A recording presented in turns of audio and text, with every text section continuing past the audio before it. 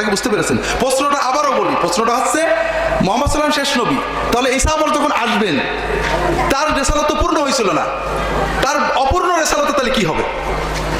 কথা বুঝতে পেরেছেন? তিনি কি বলছেন, একজন লোক, একজন মহিলা ইনজিলের ঈসা মসির বংশ না, বনি ইসরাইল না, আরব, তার মেয়েটাকে ভূতে ধরেছে। এখন যীশু খ্রিস্ট বললে ভূত চলে যায়, মেয়েটা এটা কাঁদছে, হুজুর আমার মেয়েটাকে ভূতে ধরেছে, আপনি একটু দোয়া করেন ভূতটা সেরে যায়। তিনি কথা বললেন না, খুব কান্নাকাটা করছে মেয়েটা। তখন ওনার শিষ্যরা বলল যে হুজুর ওকে একটু ফু দিয়ে দেন না। তিনি বললেন না, আমি বনি ইসরাইলের হারানো মেশফাল ছাড়া কারোর জন্য প্রেরিত হইনি। অর্থাৎ দিন তো দূরের কথা, তাবিজ কবজু দোয়া দরুদও অন্যদেরকে দেওয়া যাবে না। এরপরে দেখেন ওই মেয়েটা আরো কাঁদছে, তখন উনি বলছেন কি, যে নিজের ছেলের খাবার, it is not me to take the children's bread and cast it to dogs, নিজের সন্তানদের রুটি নিয়ে কুত্তার দেওয়া ঠিক না। তার মানে বনি ইসরাইল হলো ঈশ্বরের সন্তান, এটা আছে বাইবেলে, আর বাকিরা হলো কুত্তা। কাজে এই যে দিনের দাওয়া দোয়া তাবিজ তদবির ফু দিলে জেন চলে যায়, কোনো সুবিধাই অন্যদের দেওয়া যাবে না। কথা কি বুঝতে পেরেছেন? এরা দাবি করে বিশ্বজনীনতা। অন্য কোনো ভারতীয় ধর্মে, ভারতীয় ধর্মেও অন্য কোনো মানুষকে ব্রাহ্মণ শূদ্র বৈশ্য ক্ষুদ্র এর বাইরে কাউকে হিন্দু ধর্মে ঢুকানোর কোনো ব্যবস্থা নেই, কোনো বিশ্বজনীনতার দাবি নেই, কেউ দাবি করেননি। রসুলকে সৃষ্টি না করলে কোনো সৃষ্টি করা হতো না, এটা কোনো সহিহ হাদিস নয়। আমার হাদিসের নামে জালিয়াতি পড়েন। ওই খ্রিস্টানরা যেভাবে জাল ইঞ্জিল বানিয়েছেন, এগুলো ওরকম মুসলমানদের ভিতরে খ্রিস্টানি কায়দার জাল কথা বানানো। রসুল আউয়াল আখের কিনা, এটা ঠিক না। আনাল আউয়াল ওয়াল আখিরু, এটা মোটেও ঠিক না।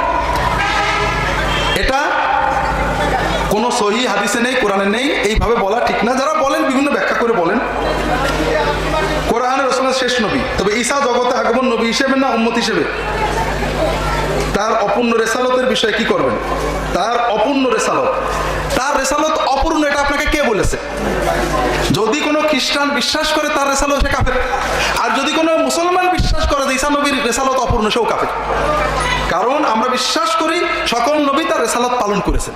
কথা কি বুঝতে পেরেছেন? প্রশ্নটা আবারও বলি, প্রশ্নটা হচ্ছে মুহাম্মদ সাল্লাল্লাহু আলাইহি ওয়াসাল্লাম শেষ নবী, তাহলে ঈসা আবার যখন আসবেন তার রেসালত তো পূর্ণ হয়েছিল না, তার অপূর্ণ রেসালত তাহলে কি হবে? কথা বুঝতে পেরেছেন? এই জিনিসটা খ্রিস্টান বললেও সে কাফের হয়ে যাবে, মুসলমান বললেও সে কাফের হয়ে যাবে। আল্লাহর কোন নবী তার রিসালাত পূর্ণ না করে যাননি। কথা কি বুঝতে পেরেছেন? ঈসা আলাইহিস সালাম আসবে, এটা আমরা বিশ্বাস করি, কোরআনে স্পষ্ট না থাকলেও অগণিত হাদিস আছে। খ্রিস্ট ধর্মে ওরা বিশ্বাস করে, তবে তাদের বিশ্বাস সম্পূর্ণ ভিন্ন।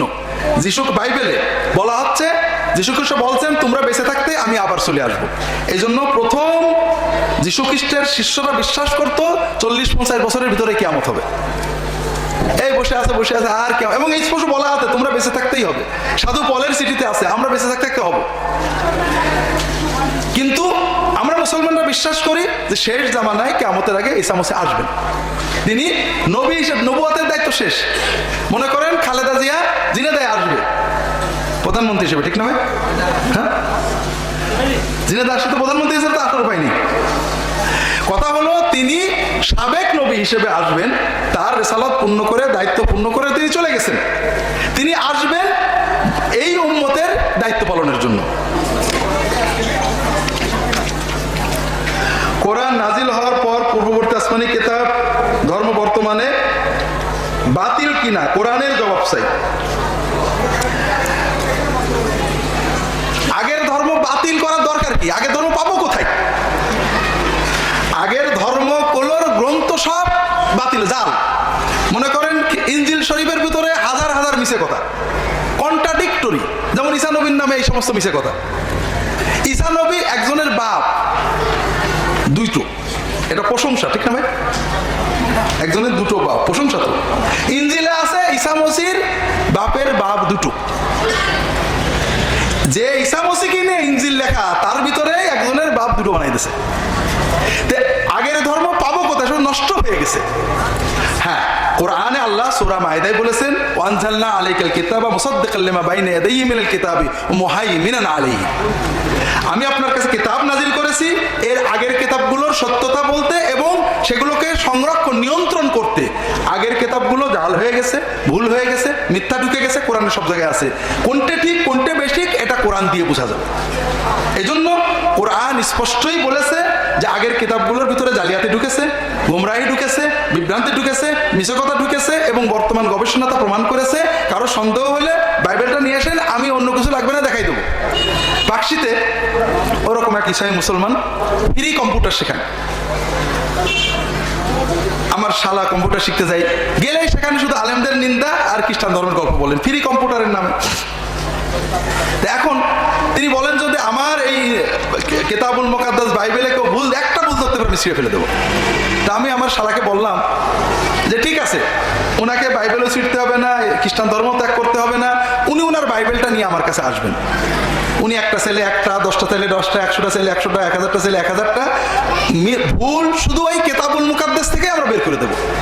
এই জায়গা বলা আছে একজনের বাপের নামে এক, আর ওই জায়গা বলা আছে একজনের বাপের নাম আর এক, দুটোই কি সত্যি হতে পারে? হ্যাঁ, এই জায়গা বলা আছে একজনের 3 ছেলে অমুক অমুক নাম, আর এক জায়গায় বলা 5 ছেলে তার ভিতরে 3-এর নামই নেই, দুটোই সত্য নাকি? পরে আর সে আসে না, তখন উড়ামোড়া করে। বিষয়টা হলো আল্লাহ কোরআন কারিমে সূরা মাইদায় বলেছেন এই কোরআন হলো আগের সব কিতাবের সব ধর্মের সংরক্ষক, এটা দিয়ে সব মাপতে হবে, এটার সাথে যেটুকু মেলবে ঠিক, বাকিটা বুঝতে হবে জাল। এবং এটা বাস্তবতা, খ্রিস্টান গবেষকরা স্বীকার করেন যে তাদের ধর্মগ্রন্থ জাল, জালিয়াতি, মিথ্যা অনেক। আপনাদের বলি, খ্রিস্টান ধর্মের যে প্রাচীন পাণ্ডুলিপি, এই 4টে পাণ্ডুলিপি দেখ খ্রিস্টান লেখছে, এই পাণ্ডুলিপিগুলোর ভিতরে যে কন্ট্রাডিকশন, এইটা দিয়ে আমি ইন্টারনেটে লিখবো যেন সবাই বোঝে বাইবেল কোনো ডিভাইন বই না। ঝিনাইদহ মার্কাজ মসজিদে মাইকে আজান না দিয়ে মুখে আজান দেয় কেন, সেটা আপনি মার্কাজ মসজিদ জিজ্ঞেস করেন, আমার কাছে জিজ্ঞেস করেন কেন? তো আমি এইটুকু বলতে পারি মুখে আজান দিলেও আজান হয়ে যায়, তারা এমন গুনার কাজ কিছু করেন না। আবার মাইকে আজান দিলে আজান হয়ে যায়, যারা মাইকে দেয় তারাও গুনার কিছু করে না। তবে আমাদের দৃষ্টিভঙ্গি হলো আজান দাওয়াত পাঠানোর জন্য, নেদা, এটা যত বেশি দূরে যাবে তত মানুষ জানতে পারবে। আগের জামানায় মাইক ছিল না, রাসূলুল্লাহ সাল্লাল্লাহু আলাইহি ওয়াসাল্লামের যুগে মসজিদের পাশে দাঁড়িয়ে আজান হতো। যখন মানুষ বেড়ে গেল, দোতলা বাজারের ভিতরে দোতলা বিল্ডিং এর উপর থেকে আজান দেওয়া হতো। মানুষ আরো বেড়ে গেল, মসজিদের মিনারা বানানো হলো, চুঙো দিয়ে আজান দেওয়া হতো যেন দূরে যায়। কাজেই এখন বর্তমানে আমরা ঘর দুয়ার যা পাকা বানাইছি, আগে দূরের আজান শোনা যেত, এখন জানলা দরজা বন্ধ, দূরে আজান শোনা যায় না। কাজে মাইকে আজান দেওয়া একটা শরীয়তসম্মত, বৈধ, জায়েজ। তারা দেন না, এই না দেওয়ার কারণে কোনো নাজায়েজ কিছু হচ্ছে না। তবে না দেওয়াটাকে জরুরি মনে করলে, মাইক আজান দেওয়াটাকে খারাপ মনে করলে এটা অন্যায় হবে। তবে তবলিগ আলারা কখনোই মশলা দেয় না যে মাইক আজান দেওয়া খারাপ। আমি একজন পীরের মুরিদ, আমার পীর বলেছেন সালাতে আমার কলব পীরের দিকে ঘোরাতে হবে, তার মাধ্যমে নাকি আল্লাহর কাছে পৌঁছাবে। আমি কি করব? কোরআন সুন্নাহর আলোকে কোনো সহি দলিল আছে কি? আপনি কোরআন সুন্নাহর আলোকে পুরোটাই কাফের হয়ে যাবেন, মুশরিক। খুব ভালো করবো না ভাই, বোঝেন, একটা সহজ কথা ভাইরা, বড় কষ্ট লাগে ভাইরা, বড় কষ্ট লাগে। একটা ছোট্ট বাচ্চা মায়ের কাছে যখন দুধ চাওয়ার দরকার হয়, মাকে ও খুব ভক্তি করে, মা খুব রাগী, তো ওর মার কাছে যখনই দুধের দরকার হয় ও কি করে, দাদির কাছে চলে যায়, বড় আপুর কাছে চলে যায়, আপু মার একটু বলে দাও দুধ খাবো, আপু বলে দেয়, মা দুধ দেয়। মা এই শিশুটাকে পছন্দ করে না বিরক্ত হয়? হ্যাঁ, এই শিশু মাকে সম্মানিত করছে না অপমানিত করছে? এ মায়ের মাতৃত্বকে অপমানিত করছে। মার মাতৃত্বের দাবি কি? যে আমি রাগী, মারি, যা করি, আমার সন্তান আমার কাছে আসবে, আর কারো কাছে যাবে না। আল্লাহ, আল্লাহু আকবার, আমাদের মরহুম পীর সাহেব হুজুর বলতেন, আমার আল্লাহ কি খুড়া হয়ে গেছে যে আব্দুল কাদের জিলানীর কাঁধে ছুড়ে আমার কাছে আসতে হয়, যে আমি তার কর্মের ওসিলা দেবো? ইয়াকা না'বুদু ওয়া ইয়াকা নাস্তাইন।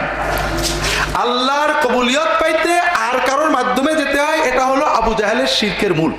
এখন বলার সময় নেই, আরেকটা উদাহরণ বোঝেন। আমার 2জন মুরিদ আছে, একজন মুরিদ আমার খুব ভক্তি করে, সে জানে তার সব ভালো মন্দ আমার ওসিলাই হয়।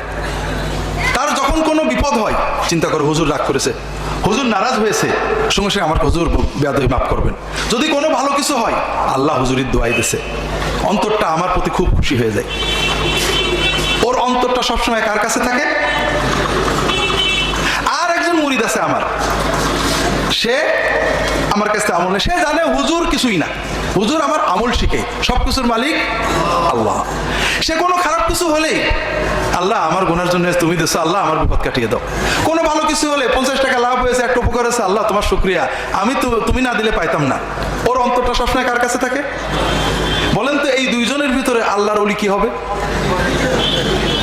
আর প্রথম জন ও মুশরিক, ও আল্লাহর সাথে আমাকে শিরক করেছে, কথা বোঝেন না?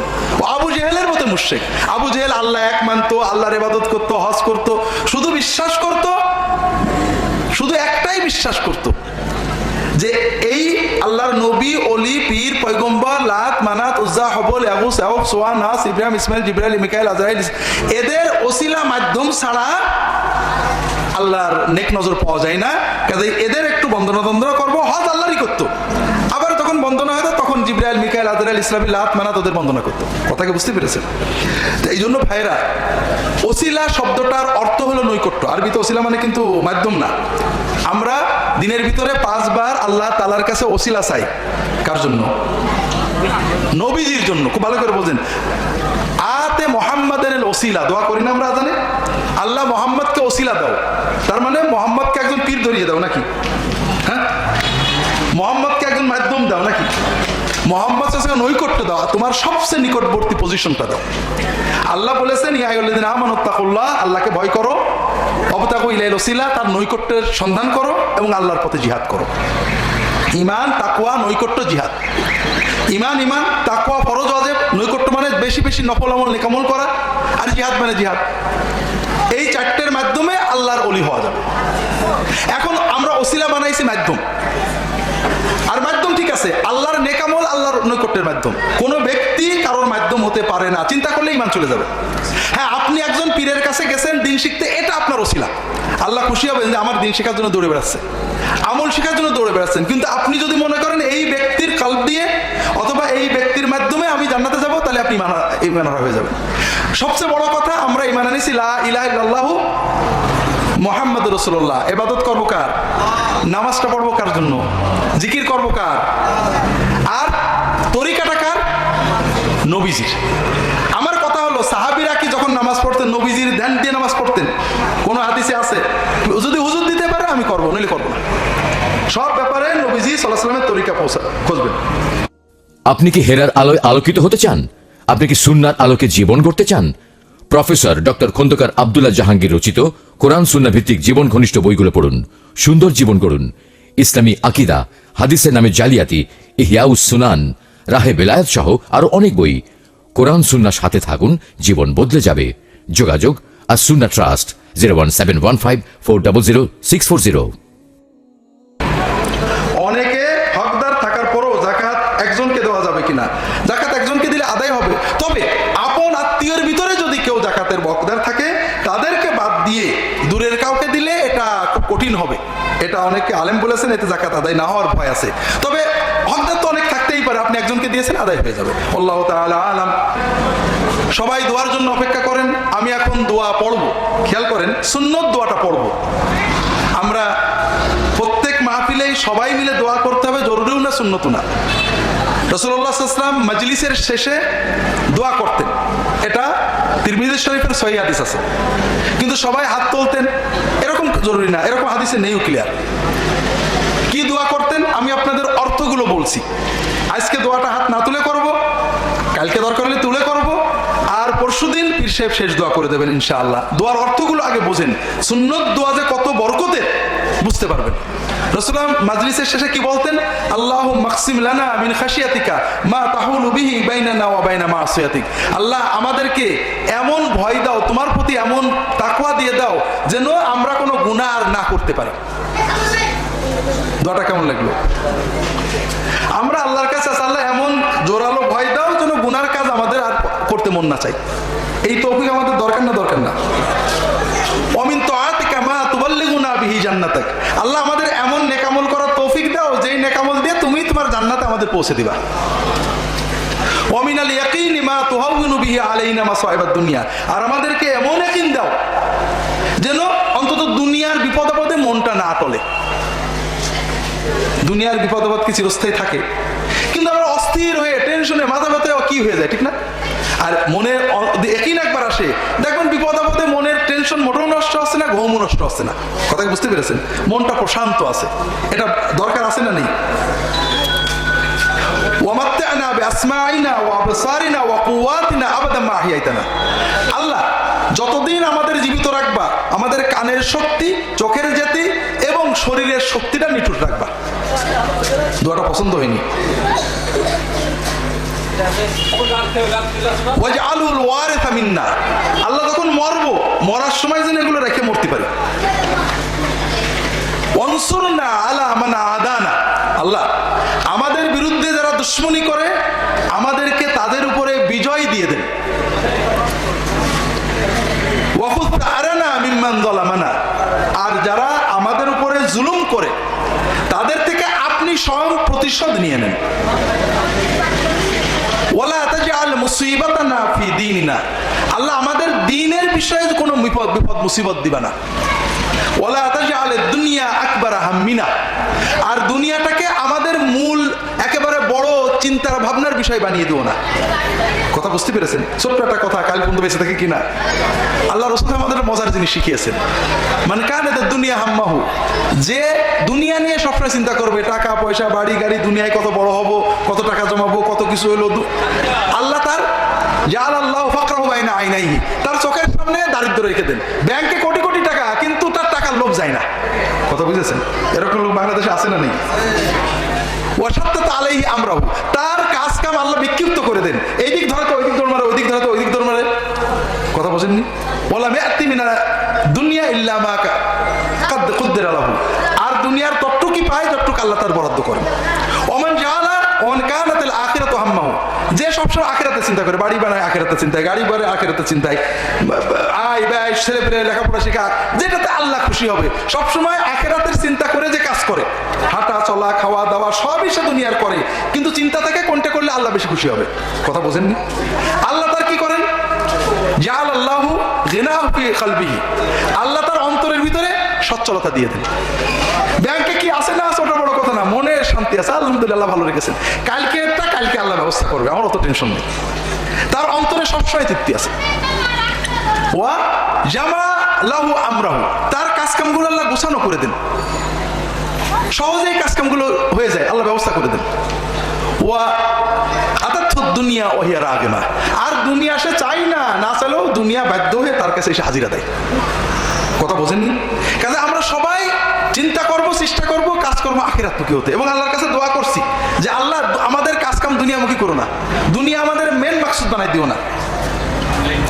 ওয়ালা তুসাল্লিত আলাইনা মান লা ইয়াখাফুকা ওয়ালা ইয়ারহামুনা, আর আমাদের উপরে আল্লাহ এমন কাউকে পাওয়ারফুল করবে না যে আমাদেরকে মায়া করবে না, তোমাকেও ভয় পাবে না।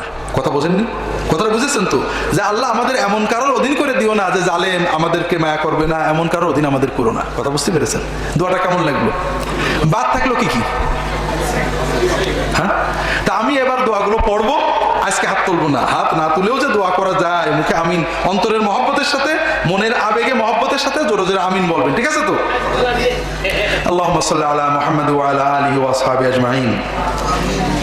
اللهم اقسم لنا من خشيتك ما تحول به بيننا وبين معصيتك ومن طاعتك ما تبلغنا به جنتك ومن اليقين ما تهون به علينا مصائب الدنيا ومتعنا بأسماعنا وأبصارنا وقواتنا أبدا ما أحييتنا واجعله الوارث منا وانصرنا على من عادانا وخذ ثأرنا ممن ظلمنا اللهم لا تجعل الدنيا أكبر همنا اللهم لا تجعل مصيبتنا في ديننا ولا تجعل الدنيا أكبر همنا ولا مبلغ علمنا ولا تسلط علينا من لا يخافك ولا يرحمنا وصلى الله على محمد النبي الأمي وعلى آله وأصحابه أجمعين سبحانك اللهم وبحمدك أشهد أن لا إله إلا أنت أستغفرك وأتوب إليك